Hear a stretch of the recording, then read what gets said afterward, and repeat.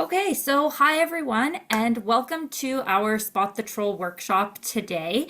It is the start of Earth Month, and so what better way than to focus on climate policies and making sure our Earth is protected, okay? So today we're going to be talking about misinformation and where climate policy fits in and how it can influence decision making.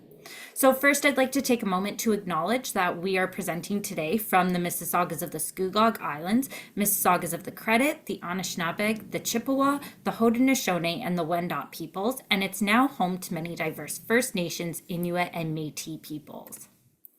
So I just want to do a quick introduction. First, I want to introduce you to Maria. She's GreenLearning's Environmental Education Engagement Coordinator. She comes to us with a lot of experience working with students from K to 12 and a background in sustainability. And my name's Katie, and I'm the Environmental Education Engagement Manager. I have a background in environmental science, specifically conservation and biodiversity. So we will be facilitating this workshop with you guys today. So I hope you guys are excited for today. But I did also just want to tell you a little bit about GreenLearning in case you guys aren't as familiar with our organization. We create free resources that focus on energy, climate change, green economy, and we really work to provide you guys with engaging activities and resources that can empower you to use your voice to create some sort of positive change for your community.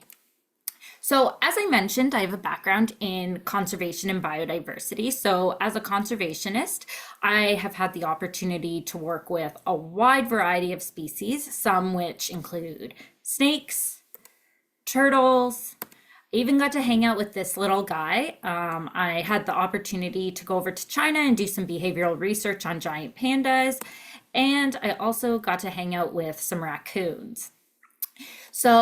But out of all of the species that I've worked with, the coolest species that I've come across actually during my research is the Pacific Northwest tree octopus. And this species is super unique in that it's considered both a terrestrial and aquatic species, okay? So it lives both on land and in the water.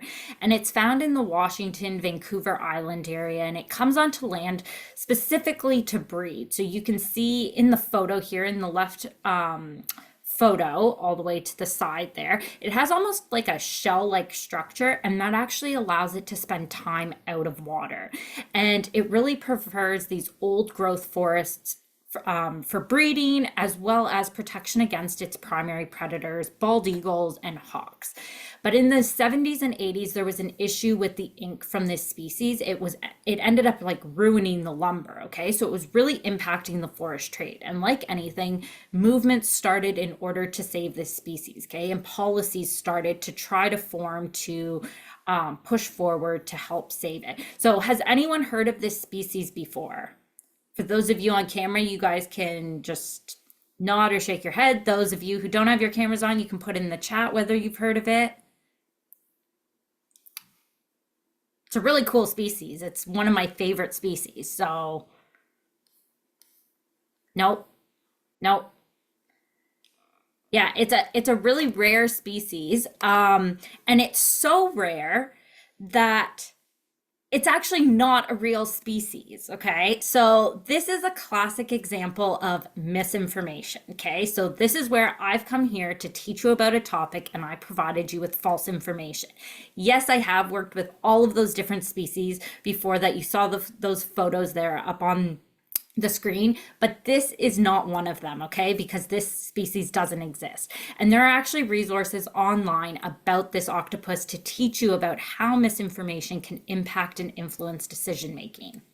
So out of today's session, we really want you to walk away being able to think critically about information that you see and hear online and offline. We want you to understand what policy is, how it's developed, how it can be influenced by misinformation, including AI, and then how you guys can use your voice to raise awareness on issues that concern you or those issues that you care about, okay? And how you can contribute to the policy apparatus. So we're going to start off with misinformation versus disinformation, okay? They are very similar, but different. So misinformation talks about all about that false or inaccurate information that's spread usually without the intention of causing harm.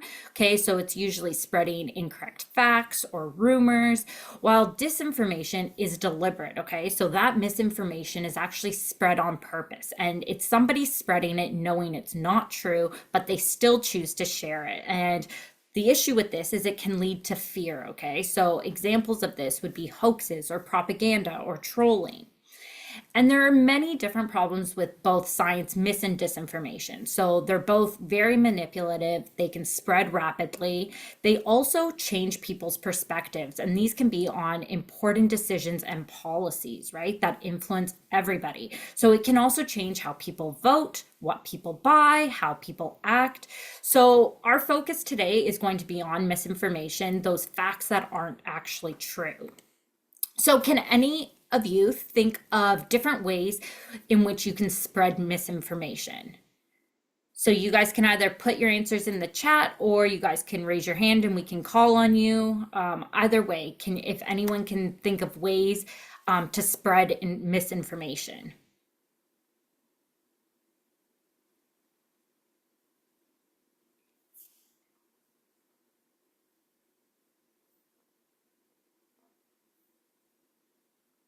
Word of mouth, yeah. Social media apps, yeah. Social media.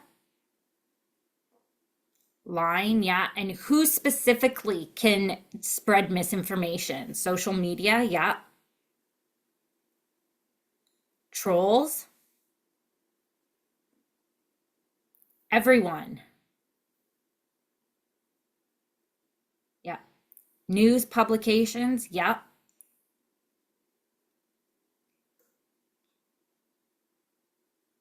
Politicians, radio, political leaders, yep, absolutely. Parents, yeah. That's a good one too. Yep. Yeah, no, these are all really great ideas that you guys have down here. So I'm going to show you what I've put here. So as you guys mentioned, trolls, okay? So those are people that comment on articles or social posts. They provide false information to get some sort of reaction out of somebody. Really, it's really provoking them, okay? And it's really that deliberateness to upset somebody, okay? We also have corporations, and corporations can spread misinformation in order to maintain or better their profits, okay? So this is like a cigarette company saying, you should buy our cigarettes because they're super healthy for you, okay? That's false information when they know that selling cigarettes and people smoking cigarettes is actually really bad for your health, right? But they are saying this in order to make a profit. Also, regular people. So I know some of you have said everyone, and some of you have said parents. Yes, anyone in society, including your parents, including your friends, yourself, okay? Really, any regular person out there can spread misinformation, okay? And then governments. I know you guys also mentioned political leaders. So if someone wants to be in power, they may provide voters with misinformation in order to get those votes. So we have different types of climate change misinformation, and misinformation exists in a lot of spaces right now, but we're going to talk about misinformation relating to climate change. So the first that we have here is withholding facts. So this is withholding information that should be public knowledge, okay? So if we had an oil and gas industry and say an environmental impact study was done to determine whether there were species at risk on that land, okay? And say they did find species at risk, but that oil and gas industry decided to withhold that information. Okay, that's where this concept comes into. Okay, so they're not sharing everything that they should be. And then we have redirecting blame. And so this is removing the blame from yourself and redirecting it towards someone else. And then we have greenwashing. And this is things that companies are doing to actually make their product appear good for the environment. It's more associated with a clean environment. So they'll have a green logo, a leaf. Their product might be green in color. Okay. So, for example, a shampoo bottle, right? We've all seen shampoo bottles with different leaves or green vegetation, sort of as a design, right? These are all associated with a clean environment. So it's really important that we read what the ingredients are in that shampoo to ensure that it actually is clean and that they are actually doing good for the environment. And then we have science denial. Okay. So this is the complete rejection of science, not believing it at all. And then AI, artificial intelligence, okay, where misinformation can just be constantly generated.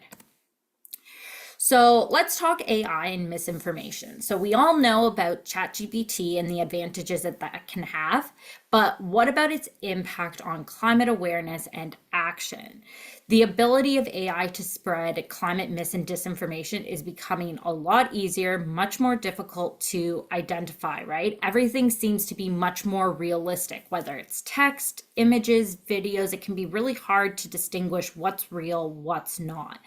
And we have what are called deep fakes. And this is where a video or audio has actually been altered to the point where it's super convincing and it ends up portraying someone saying or doing something that they never actually said or did. Okay.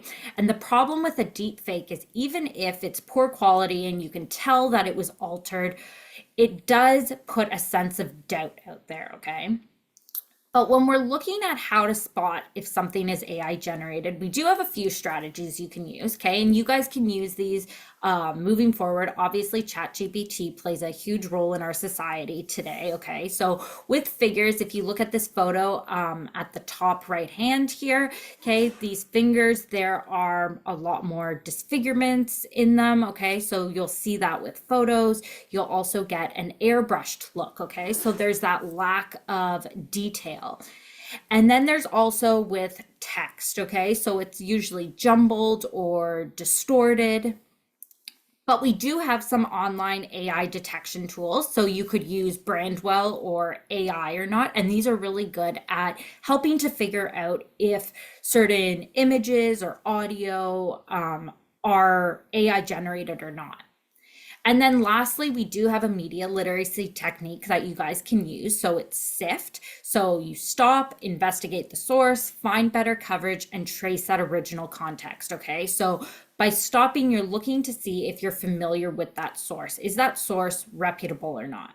And then you go to investigate the source. So you'll take a few minutes just to understand the source, whether it's trustworthy or not, and then look for better coverage. Okay. So look for other trusted reports and multiple sources, and then trace it back to the original context. Okay. So looking at videos or photos, they can often be taken out of context to relay a completely different message. So in saying all that, we're going to play a game of Spot the AI. Okay, so I have 4 images here, and I want you guys to tell me which one you think is the AI generated image, A, B, C, or D. So a Zoom poll is going to pop up on your screen here, and you guys can pick which one you think is AI generated.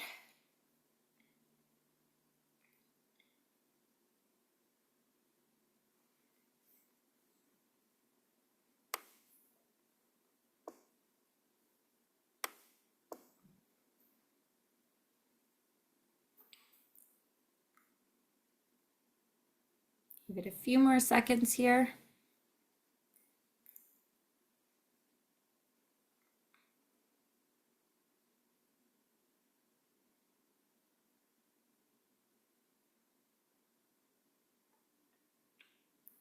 Okay, last couple seconds.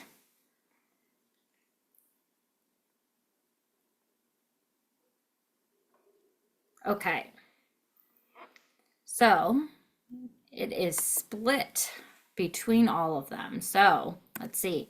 So the answer is D. Okay, so whichever class chose D, congratulations, you guys detected the AI image. So you can see here on this coat, the cuff link on this jacket is missing, as well as on this hood, it is different from this side of the image. Okay, so that's the AI generated image. All right, so next are these dinosaur fossils. Which one do you think is AI generated? A, B, C, or D?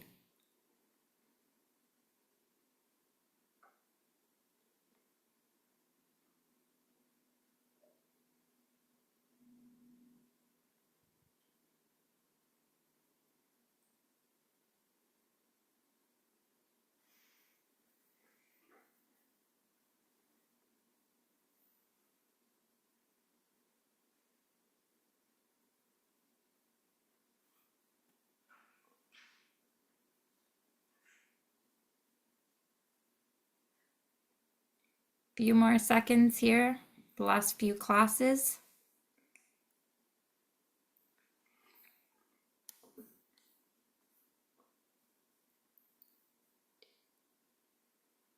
Okay. All right. So it looks like most of you have said D, and you guys would be right. Yeah. So you can see here on this dinosaur fossil, there's a disfigurement on the hand. Also, this fossil also seems a bit cleaner compared to all of the other fossils. So that's the AI generated image. Our next one, which is the AI generated image? A, B, C, or D?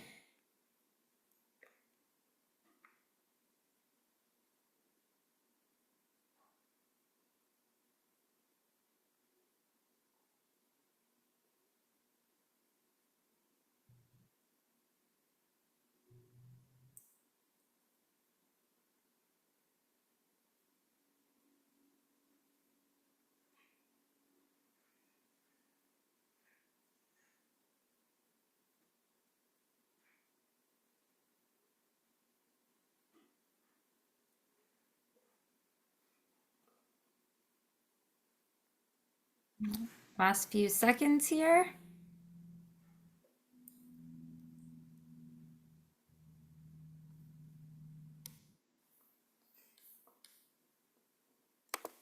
Okay. So again, most of you have said A. You guys would be right. Yes, this is the AI generated image. So remember how I said that AI generated images usually lack that sense of detail. So you can see here, these are supposed to be fish. They do lack all that detail of fish characteristics. They look more like blobs. So you guys are correct. So now Maria is going to take you through our science denial section. Awesome. Okay, so we're going to jump into techniques of science denial. So these are a bunch of different ways, very sneaky ways that people will use to try to get you to believe things about anything. We're going to focus on climate science related techniques, right? So we'll go over what each of these techniques are, and then I will show you some real life examples, some tweets and stuff that I came across, and we'll try to guess which of these tactics people are using. Okay, so our first one here are fake experts. So this one's pretty simple. These people will try to convince you that they're an expert on a topic regardless of their background. So they might not necessarily have any knowledge on climate science or research or anything like that, but they're going to try really hard to convince you that what they're saying is right and everyone else is wrong. So an example of these include people who are global warming deniers, vaccine and GMO deniers, and things like that. Okay. So logical fallacies, this is another technique that will appeal to your brain's natural instinct to think more emotionally or through stories instead of looking at things in a logical way. So there's a couple of different examples and stuff of these that I have here. So a red herring would be one way of using that logical fallacy. So introducing a topic that kind of draws away from the actual issue. So if someone were to say that climate is always changing, it's natural, right? That's an example of a red herring. A straw man fallacy might be where someone is oversimplifying or misrepresenting an argument. So if you're saying that you are in favor of reducing carbon emissions, they might respond and say something like, some people just want to shut everything down and go back to living like cavemen. So they just take it to a very extreme level. And then you have slippery slope fallacies as well. So these are where people are arguing that one small step or action is going to lead to a very extreme result. So, for example, if we sign this climate agreement, the government is going to have complete control over all of us and everything that we do, right?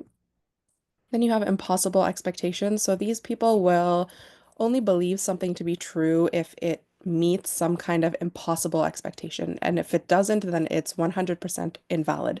What you need to remember about science is it's never 100% proven. There's always more information that we're finding out that's making it a lot stronger. So an example of these impossible expectations are when people say things like, scientists can't predict the weather perfectly. How can they predict climate change? Right? So we're more aware of how they're able to predict that. They've collected data over years and years, and that's how we get these ideas and things like that. So it's important to kind of understand that as well. And then we have cherry picking. I'm sure some of you have heard this term before. So this is where they're selecting and using only the information that will serve their purpose or serve their argument. So somebody saying that there are days when temperatures drop extremely low, global warming can't be real. So obviously throughout the winter, there are days when the temperatures do get really, really cold. This doesn't necessarily mean that global warming itself is not actually happening. Okay. And then finally, we all love a good conspiracy theory, but they can be very harmful when they're climate or planet related. Okay, so these are just crazy theories that are out there that are usually linked to a group of people, and they're trying to explain something that isn't well understood by them. So, flat earthers is a great example of a conspiracy theory. Another common one is that climate change is a fabricated crisis or a made-up crisis that people have just come up with to control the population or to get more funding. So these are all some common examples. I'm sure you all have heard of conspiracy theories relating to climate science and things like that as well. All right. So next up, we have a couple of these examples. So these are actual tweets that I came across. So each of these tweets, they're using a specific science denial technique. So we'll go over these and try to guess which of them they're using. Some of them might fall under more than one category, but we'll try to link it to the one that's closest. Okay, so for our first example here, we have this tweet from a lady named Marjorie. And Marjorie is a US government representative. She's from Georgia. She doesn't really have any climate science background, but she claims that this earth warming and carbon is actually healthy for us. It helps us to feed people, helps keep people alive. So which of these science denial techniques do you think she's using here? Or which of these categories do you think that falls under?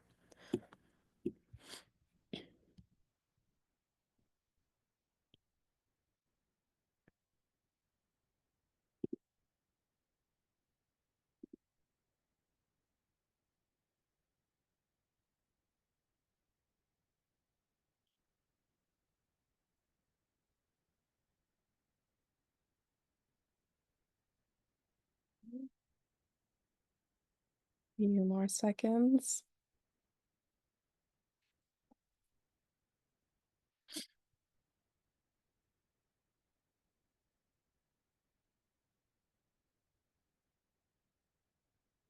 Okay.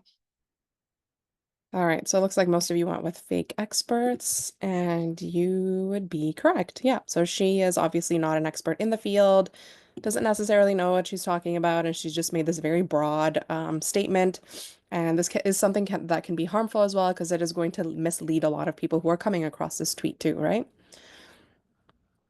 Okay, our next example here is Mag1775 tweets, global warming is a hoax and everyone knows it. If it were so legit, why did they change the name to climate change? Everyone knows the climate naturally changes with the seasons, winter, spring, summer, and fall. It's just common sense. So which of these techniques do you think is being used here?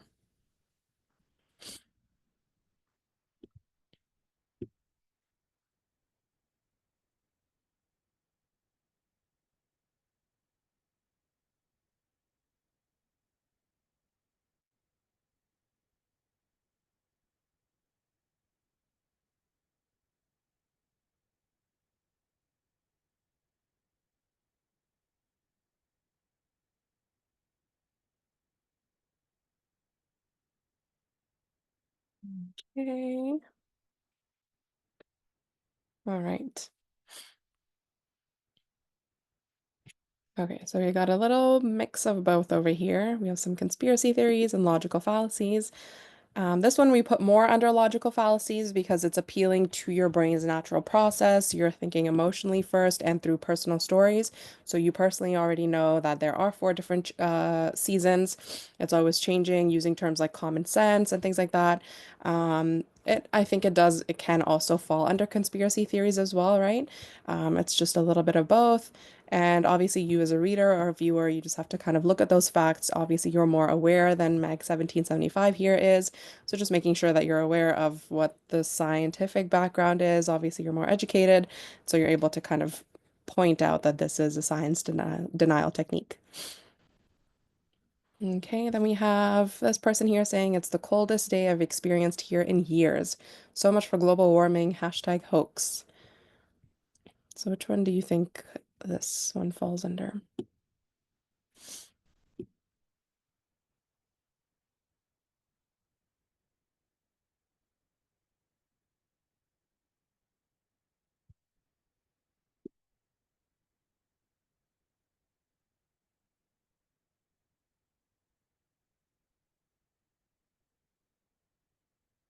Second. Okay, awesome. Okay, so we have a little bit of everything here. This one would fall under cherry picking and some impossible expectations as well. So obviously this person is choosing to pick one day out of the whole year where it was really, really cold, which we all know is very normal, especially in a climate like Canada's. And they just made this very, very general claim, which is very harmful, like we mentioned, right? They're spreading all this misinformation, and this is something that people can believe as well if they're not as educated. Okay, then we have Kathy here saying there is no climate change. It's a hoax that they're trying to sell so they can collect dark money without carbon. And when we get down to net zero, we're not going to have any trees or vegetables or fruits or anything because nothing will grow without carbon. So which of these science denial techniques does this fall under?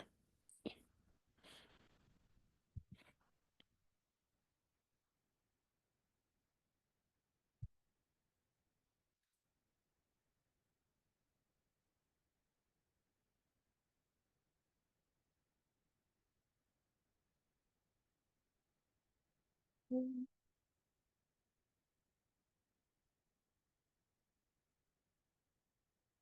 All right.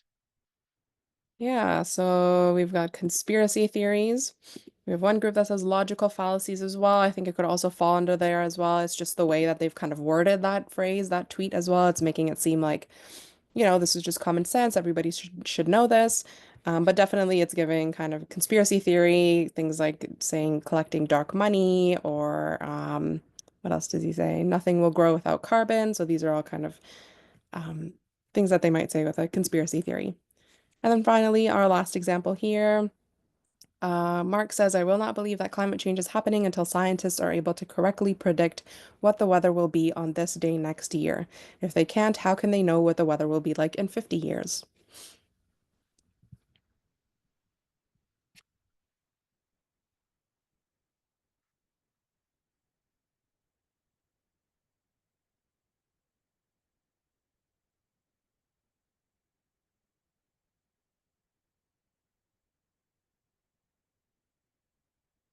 Awesome. All right. Yep. That is an impossible expectation, right? So we know that climate data is collected over years and years of research. You're looking at patterns in the weather over decades, and that's how we kind of come to this conclusion that climate change is happening at a very fast rate and things like that.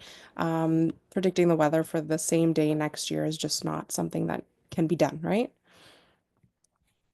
Okay, so these are a couple of other ways that you can be more mindful and aware of what you're reading and coming across on social media. So when you're on social media, make sure you just press pause for a little bit. Social media is very, very fast. As you all know, you're just scrolling away. Time goes by super fast and you're just kind of absorbing everything that's coming at you. So make sure you're pausing, make sure you're reflecting on what you're seeing as well. And then you also want to check the source. So you want to make sure that whatever you're reading or whatever you're seeing is coming from a reliable source and it's not just someone on Twitter tweeting away anything that comes to their mind. You also want to recognize the tactics as well. So we talked about fake experts, logical fallacies, impossible expectations, cherry picking, conspiracy theories. So now that you're aware of what all of these different tactics are, it'll be easier for you to kind of spot them as you're scrolling through social media or checking out the news and things like that. And then you also want to try to report these things as well as you come across them. So social media has lots of helpful tools for you to be able to do that. And it's important to kind of flag it down whenever you do come across it because stuff like this can be very harmful sometimes as well, especially when you know that it's completely untrue and can be harmful to certain groups or communities and things like that. So just make sure you're doing your due diligence as well while you're scrolling away on social media. Okay. So it's important to be aware of all of this misinformation and report it and flag it whenever you come across it because these are things that can also impact our climate decisions and climate policies as well, right? So these climate policies are usually put in place to help guide our behaviors to reach a certain goal. There's usually a plan that comes along with them. So if you think back to the Pacific Northwest tree octopus example that Katie shared earlier, that was an example of misinformation, and that's something that can really impact environmental decisions and policies when it comes to protection of a species at risk, right? So we know kind of how that can impact our policies. So now that we've talked a little bit about misinformation, and how it's impacting these climate decisions and policies, we're going to shift gears for a second and we'll think like policymakers. So you are all in charge of coming up with a climate policy for your school, for your community or your province or your country, whatever you want, and think about what your goal is. So what's important to you? So maybe you want to lower energy consumption at your school. Maybe you want to ban single-use plastics at your school, right? So you want to come up with a policy that's around that goal. And so for example, if your goal is to reduce your energy consumption at your school, your policy might be something along the lines of reducing energy consumption at our school by switching to power saving modes or using smart tools to reduce energy usage, right? So that's an example of a policy that would be associated with that goal that you've created. So we'll give you about 2 minutes to discuss this as a group within your class or with the person next to you or anything, whatever works best, and come up with a policy, something that you would want to have implemented at your school or within your community. And yeah, I would love to hear your ideas as you come up with them.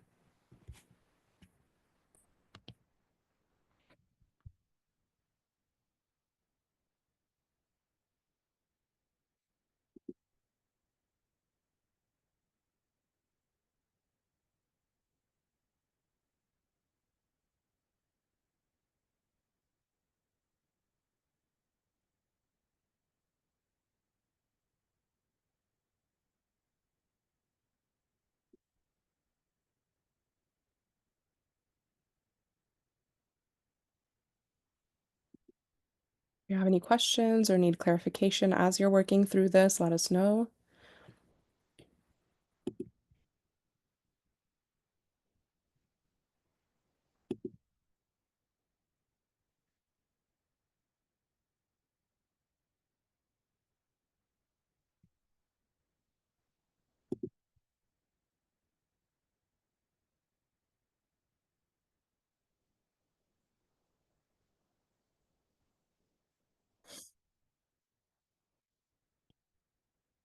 We have just under a minute left. Ooh, no idle policy at school to lower carbon emissions. That's awesome.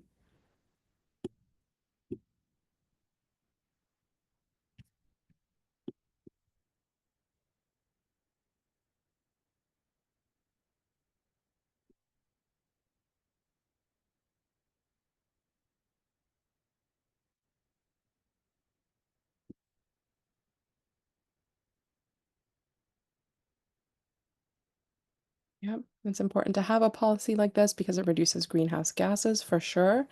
Idling definitely creates lots of pollution and stuff that we don't really need going out into our environment. Environmentally, waste management. Provide education and present waste management strategies and a waste audit. Yep. Yeah, and that's something that can be done at a school level, I think, very easily. Reduce energy consumption of the school, restrict usage of lighting, and use natural lighting as much as possible. Okay. Goal is to eliminate single-use plastics in our school. Single-use plastics banned. Yep. So is this something you've already done at your school? Have they already been banned, or is this something that you would want to implement at your school?